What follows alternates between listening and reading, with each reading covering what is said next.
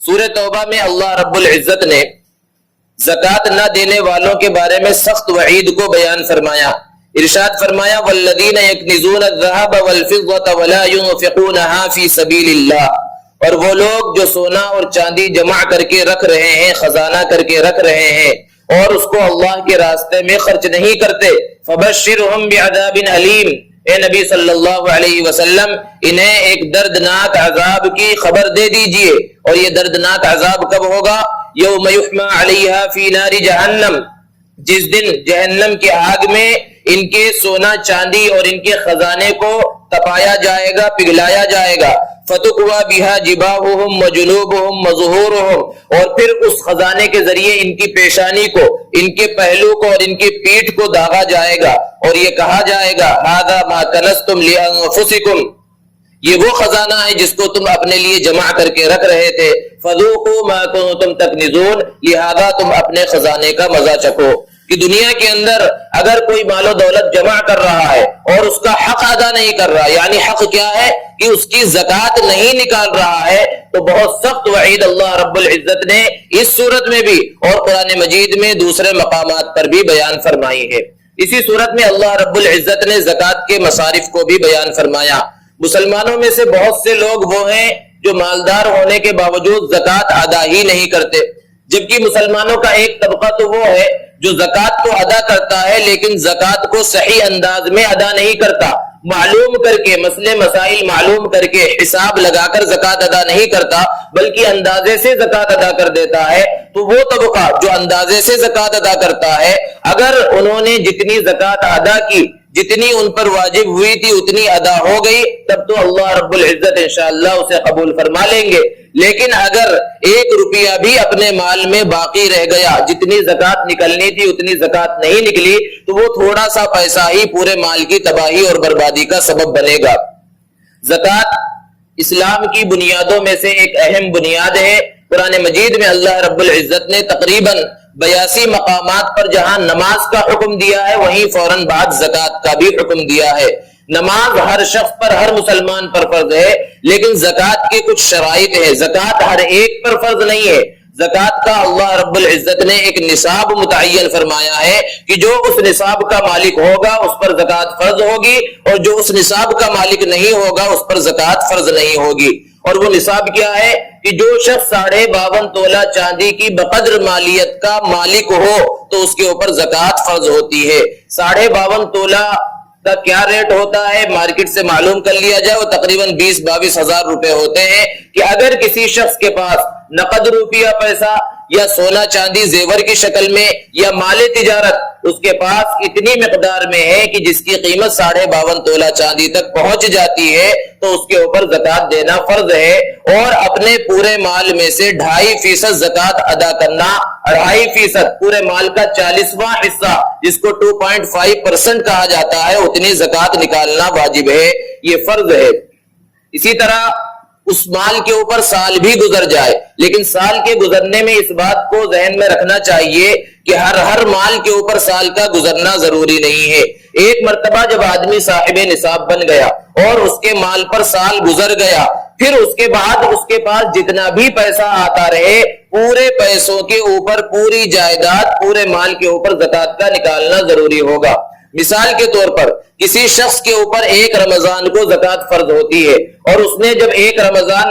کا دن آیا تو 1 لاکھ روپے اس کے پاس تھے. 1 لاکھ روپے کی جو زکوٰۃ ہوتی ہے 2,500 اس نے نکال دی. اور پھر جب اگلا رمضان آیا 1 تاریخ، اس 1 تاریخ سے پہلے 29 شعبان کو، 30 شعبان کو 50,000 روپے اس کے پاس کہیں سے اور آ گئے. تو اب یہ سمجھنا کہ ابھی 1 رمضان کو ہم صرف 1 لاکھ کی زکوٰۃ نکالیں گے کیونکہ اس 50,000 پر تو ابھی سال نہیں گزرا، یہ تو 1-2 دن پہلے آیا ہے، اس پر بھی سال گزرنا ضروری ہے. ایسا نہیں ہے، بلکہ جب 1 رمضان کو زکوٰۃ نکالی جائے گی تو پورے 1.5 لاکھ کے اوپر زکوٰۃ نکالی جائے گی. اسی طرح اگر پیسے کم ہو گئے کہ آج رمضان میں جب 1 تاریخ کو زکوٰۃ نکال رہا ہے تو 1 لاکھ روپے تھے، اور اگلے رمضان میں 85,000 ہیں تو 50,000 پر ہی زکوٰۃ کو نکالا جائے گا. اسی طرح زکوٰۃ کے جو اموال ہیں وہ 3 طرح کے ہیں. ایک تو یہ ہے کہ نقد روپیہ پیسہ وہ جس شکل میں بھی ہو، نوٹوں کی شکل میں ہو، بینک بیلنس کی شکل میں ہو، سکوں کی شکل میں ہو، اس کے اوپر زکوٰۃ واجب ہوتی ہے۔ اور دوسری چیز ہے سونا اور چاندی، وہ جس شکل میں بھی ہو، چاہے عورتوں کے زیورات کی شکل میں ہو یا بسکٹ وغیرہ کی شکل میں ہو۔ بعض لوگوں کو یہ غلط فہمی ہوتی ہے کہ عورتیں جو زیورات استعمال کرتی ہیں چونکہ ان کے استعمال میں ہیں اس کے اوپر زکوٰۃ فرض نہیں، یہ غلط فہمی ہے۔ جو استعمال کے زیورات ہیں ان کے اوپر بھی زکوٰۃ نکالنا ضروری ہے۔ تیسری چیز ہے مال تجارت، ہر وہ چیز جس کو بیچنے کے نیت سے خریدا ہے وہ مال تجارت کے اندر شامل ہے اور اس کے اوپر بھی زکوٰۃ نکالنا ضروری ہے۔ کسی شخص کی کوئی دکان ہے اور دکان کے اندر جتنا مال ہے اس پورے مال کے اوپر زکوٰۃ نکالنا ضروری ہوتا ہے۔ لوگوں کی مختلف دکانیں ہوتی ہیں، مختلف کاروبار ہوتا ہے اور ایک بڑا اسٹاک ہو سکتا ہے، تو کس طرح حساب لگایا جائے؟ حساب لگانے کی تین صورتیں ہو سکتی ہے۔ ایک صورت تو یہ ہے کہ دکان کے اندر جتنا مال ہے، جیسے کہ کرانہ اسٹور ہے یا کپڑے کی دکان ہے، تو ایک یہ ہے کہ ریٹیل پرائس نکالی جائے، تو وہ تو بہت مشکل ہے۔ اور دوسری صورت یہ ہے کہ اس پورے مال کا ہول سیل ریٹ کیا ہو سکتا ہے۔ اور تیسری صورت یہ ہے کہ اگر ہم اس پوری دکان کو ایک ساتھ کسی کو بیچے تو کتنے میں بک جائے گی۔ علماء نے بیان فرمایا ہے کہ اس تیسری شکل کے اختیار کرنے کی گنجائش ہے۔ زیادہ بہتر تو یہ ہے کہ ہول سیل ریٹ لگایا جائے اور ہول سیل ریٹ سے پوری دکان میں کتنا اسٹاک ہے، اس کی کتنی مالیت بن رہی ہے، اس کا 2.5% نکالا جائے۔ لیکن یہ تیسری شکل یعنی پوری دکان اگر کسی کو بیچ دی جائے تو جب دکان ایک ساتھ بیچی جاتی ہے تو کچھ کم میں بکتی ہے، تو اس کی کتنی مالیت ہوگی اس کا 2.5% نکالا جائے۔ اس تیسری شکل کو اختیار کیا جا سکتا ہے۔ اسی طرح مال تجارت کے اندر پلاٹ وغیرہ ہیں کہ پلاٹ اس نیت سے خریدا ہے، زمین اس نیت سے خریدا کہ مارکیٹ میں جب اس کا ریٹ بڑھے گا تو میں اسے بیچ دوں گا، تو اگر بیچنے کی نیت سے اس نے پلاٹ خریدا ہے تو اس کی مالیت کے اوپر بھی زکوٰۃ نکالنا ضروری ہے۔ اگر رہنے کی نیت سے خریدا اور رہنے کے لیے ایک سے زائد اس کے پاس گھر ہے، کئی پلاٹ ہیں اور رہنے کا ارادہ ہے، آگے چل کر بنانے کا ارادہ ہے، تو اس کے اوپر زکوٰۃ نہیں ہے۔ ہاں اس کی وجہ سے آمدنی آ رہی ہے، جیسے کہ مختلف گھر ہے اور کرائے پر لگا رکھا ہے اور کرائے پر لگانے سے آمدنی ہو رہی ہے اور وہ آمدنی اس کے پاس محفوظ ہو رہی ہے تو اس کے اوپر زکوٰۃ ہے۔ اس بات کو بھی ذہن میں رکھنا چاہیے کہ اللہ نے جو زکوٰۃ فرض فرمایا وہ انکم پر، آمدنی کے اوپر زکوٰۃ کو فرض نہیں فرمایا، بلکہ سیونگ کے اوپر جو اس کے پاس بچ جاتا ہے اس کے اوپر زکوٰۃ کو فرض فرمایا ہے۔ اسی طرح مال تجارت کے اندر اور بہت ساری چیزیں ہو سکتی ہیں کہ ہر چیز جس کو انسان بیچنے کی نیت سے خریدے اور اس کا آگے چل کر بیچنے کا ارادہ ہو تو اس کے اندر زکوٰۃ نکالنا ضروری ہے۔ اسی طرح کچھ لوگ ہیں جو کمپنیوں کے شیئرز وغیرہ خریدتے ہیں تو اس کے اوپر بھی زکوٰۃ نکالنا ضروری ہے۔ جو لوگ شیئرز خریدتے ہیں تو اس کی دو صورتیں ہیں۔ بعض لوگ شیئرز اس نیت سے خریدتے ہیں کہ شیئرز کا ریٹ اگر مارکیٹ میں بڑھے گا تو ہم اس کو بیچ دیں گے، جیسے کہ 50 روپے کے حساب سے انہوں نے کئی شیئرز خریدے اور پھر کچھ دنوں کے بعد اس کا ریٹ 60 روپے ہو گیا تو انہوں نے بیچ دیا۔ تو اگر اس نیت سے شیئرز خریدے گئے ہیں تو جس دن وہ زکوٰۃ نکال رہا ہے، زکوٰۃ نکالنے کی تاریخ میں ان شیئرز کا جو ریٹ ہے اس ریٹ کے حساب سے 2.5% زکوٰۃ نکالی جائے گی۔ لیکن بعض لوگ وہ ہوتے ہیں جن کا مقصد کمپنی کے اندر شراکت ہوتی ہے کہ وہ کمپنی کے حصے دار بنے، شیئر کا مطلب ہی حصے دار بننے کا ہوتا ہے، تو وہ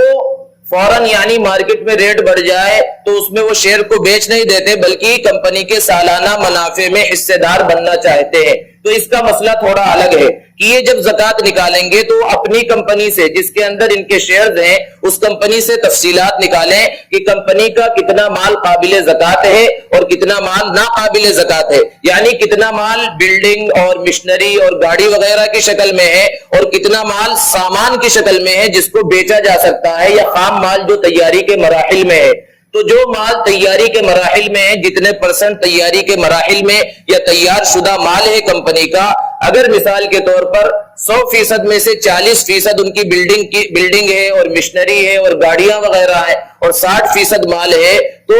اس کا اپنے شیئرز میں سے صرف 60% پر زکوٰۃ نکالنا ہے، پورے مال کے اوپر زکوٰۃ نکالنا نہیں ہے۔ لیکن بہت سی کمپنیاں ایسی ہوتی ہیں کہ اندرونی تفصیلات معلومات کرنا مشکل ہوتا ہے، تو ان کے لیے تو بہتر ہے کہ شیئرز کا جو پورا ریٹ ہے وہ پورا ریٹ لگا کر اس کی زکوٰۃ کو نکالا جائے۔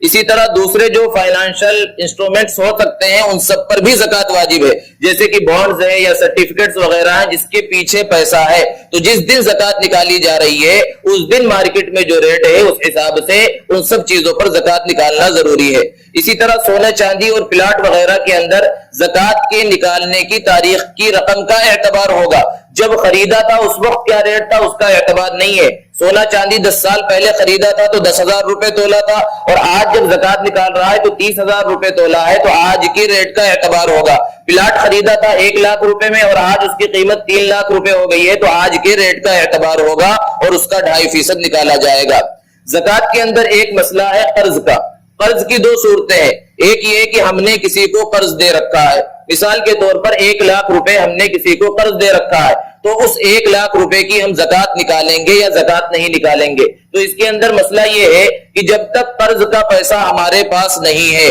تو اس وقت تک اس کی زکوٰۃ نکالنا واجب نہیں۔ جیسے کہ ہم نے 5 سال کے لیے کسی کو 1 لاکھ روپے دیے، تو ان 5 سالوں میں ہمارے اوپر اس کی زکوٰۃ نکالنا واجب نہیں، لیکن جب وہ 5 سال کے بعد 1 لاکھ روپے ملیں گے تو گزشتہ کے سارے سالوں کی 5 سال کی ایک ساتھ زکوٰۃ نکالنا ضروری ہوگا۔ اس لیے بہتر یہ ہے کہ ہم نے جب کسی کو قرض دے رکھا ہے تو اس قرض کو بھی اپنے مال میں شمار کر کے حساب لگا کر اس کا بھی زکوٰۃ نکالیں، کیونکہ بعد میں ایک ساتھ زکوٰۃ نکالنے میں دشواری محسوس ہو سکتی ہے۔ اور ایک صورت قرض کی یہ ہے کہ ہم نے لوگوں سے قرض لے رکھا ہے، اور قرض بینکوں سے لیا ہے یا قرض حسنہ کسی سے لیا ہے، کوئی سی بھی شکل ہو، تو اس کے اندر کیا مسئلہ ہوگا؟ تو اصل مالیت سے قرضے کی رقم کو منہا کیا جائے گا، الگ کیا جائے گا۔ مثال کے طور پر ہم 1 لاکھ روپے کے مالک ہیں جس دن زکوٰۃ نکالنا ہے، اور 50,000 روپے کے قرض دار بھی ہے، تو اس 50,000 کو الگ کر دیا جائے گا اور صرف 50,000 پر زکوٰۃ کو نکالا جائے گا۔ لیکن قرضوں کی 2 صورتیں ہیں، ایک قرضہ یہ ہے جو انسان اپنی ضروریات کے لیے کھانے پینے کے واسطے یا علاج معالجے کے واسطے یا ایسی چھوٹی موٹی ضرورتوں کے لیے اس نے قرض لیا ہے، تو اس قرض کو تو اصل رقم سے منہا کیا جائے گا، الگ کیا جائے گا۔ لیکن جو فائنانشل مقاصد کے لیے قرضے لیے گئے، بڑے بڑے مقاصد کے لیے قرضے لیے جاتے ہیں، جیسے کہ ایک آدمی 1-2 فیکٹری کا پہلے سے مالک ہے، اب وہ تیسری فیکٹری ڈالنا چاہتا ہے تو بینکوں سے کروڑوں روپے کا قرض اٹھاتا ہے، تو اگر ان قرضوں کو الگ کر دیا جائے تو یہ تو اس کے پاس کچھ بچے گا ہی نہیں، اس پر زکوٰۃ ہی واجب نہیں ہوگی بلکہ یہ خود زکوٰۃ کا مستحق بن جائے گا۔ اس لیے ایسے قرضے جو بڑے تجارتی مقاصد کے لیے لیے گئے ہیں، فائنانشل مقاصد کے لیے لیے گئے، کنسٹرکشن کے واسطے لیے گئے ہیں، تو ان کا مسئلہ الگ ہے۔ اس کے اندر تفصیل یہ ہے کہ جس مقصد کے لیے لیا، مثال کے طور پر باہر سے کوئی مشنری امپورٹ کرنا چاہتا ہے تو مشنری ایسی چیز ہے، یا بلڈنگ بنانا چاہتا ہے تو بلڈنگ ایسی چیز ہے جس پر زکوٰۃ واجب نہیں ہوتی، لہذا اس قرضے کو الگ نہیں کیا جائے گا۔ ہاں اگر وہ کوئی مال خرید رہا ہے کمپنی کے واسطے، فیکٹری کے واسطے، وہ خام مال ہو یعنی جو تیار شدہ نہ ہو، یا تیار شدہ مال ہو، تو جو ایسا مال ہو جس پر زکوٰۃ واجب ہوتی ہے تو ان قرضوں کو الگ کیا جائے گا اصل مالیت سے، اور دوسرے قرضوں کو الگ نہیں کیا جائے گا۔ اس تفصیل کو بھی سمجھنے کی ضرورت ہے۔ اس کے بعد جب زکوٰۃ انسان نکال رہا ہے تو اللہ رب العزت نے قرآن مجید میں فرمایا آتوا الزکاۃ، زکوٰۃ کو ادا کرو۔ یہ نہیں فرمایا زکوٰۃ کو پھینک دو یا کچھ بھی کر دو، اس کا مطلب یہ ہے کہ زکوٰۃ مستحق تک صحیح انداز میں پہنچنی چاہیے۔ اب مستحق کون ہے؟ کہ جو خود صاحب نصاب نہ ہو، آسان سا اصول ہے کہ جو خود صاحب نصاب نہ ہو، جو خود 52.5 تولہ چاندی کا مالک نہ ہو، وہ زکوٰۃ کا مستحق ہے۔ اسی طرح اس کے پاس اس کی اصلی ضرورت سے زائد اتنا سامان بھی نہ ہو جو 52.5 تولہ چاندی کے بقدر رقم کو پہنچ جاتا ہو۔ مثال کے طور پر ایک گاڑی سے انسان کا کام چل سکتا ہے، اب اس کے پاس 1 سے زائد گاڑیاں ہیں تو گاڑی پر تو زکوٰۃ واجب نہیں ہوتی، وہ چاہے لاکھوں کی ہو کروڑوں کی ہو، لیکن 1 سے زائد گاڑی ہونے کی وجہ سے اب وہ زکوٰۃ نہیں لے سکتا، کیونکہ ضرورت سے زائد اتنا سامان اس کے پاس ہے جو اس کے 52.5 تولہ چاندی کے بقدر یا اس سے زائد رقم کو پہنچ رہا ہے۔ اسی طرح گھر کے اندر قیمتی ڈنر سیٹ وغیرہ رکھے ہوئے ہیں جن کو عام طور پر استعمال نہیں کیا جاتا، اور ان کی رقم 52.5 تولہ چاندی کو پہنچ رہی ہے، تو ایسا شخص بھی زکوٰۃ نہیں لے سکتا، وہ مستحقین میں سے نہیں ہے۔